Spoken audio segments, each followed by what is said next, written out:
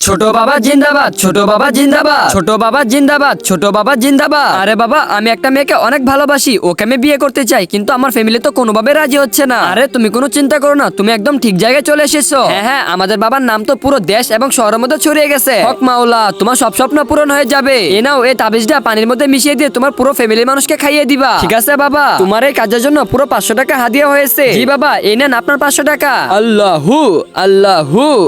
আরে ছোট বাবা, আমাকে একটু সাহায্য করেন। আজ প্রায় অনেক দিন হয়ে গেল, আমার ব্যবসা তো একবারই চলছে না। আপনি একটু দোয়া করে দিন যাতে আমার ব্যবসাটা আগের মতো আবারও রানিং হয়ে যায়। হক মাওলা, তোর কাজ হয়ে যাবে, চল তাড়াতাড়ি 500 টাকা বের কর। জি ছোট বাবা, এক্ষুনি দিতেছি।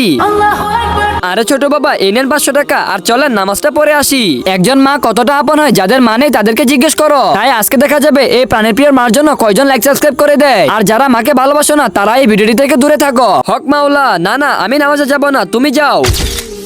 আরে ছোট বাবা, আমার 500 টাকা আপনি ফিরিয়ে দেন। কেন বাবা, কি হয়েছে? কেন না, আমাকে সাহায্য করার জন্য আমার আল্লাহ তাআলাই যথেষ্ট। আমি তো এটা দেখতে চেয়েছিলাম যে আপনি তাবিজ দেওয়ার পাশাপাশি নামাজ কালামও করেন কিনা। তো আমি এখন বুঝে গেছি, যে মানুষ নিজেই আল্লাহ তাআলার ইবাদত করেন না, তার দোয়া আবার আল্লাহ তাআলা কিভাবে কবুল করবেন। দেন দেন, আমার 500 টাকা আমাকে ফিরিয়ে দেন। বন্ধুরা, ভিডিওটি ভালো লাগলে একটি লাইক করে দিবেন, আর কমেন্টে সবাই আল্লাহ নামটি লিখে যাবেন।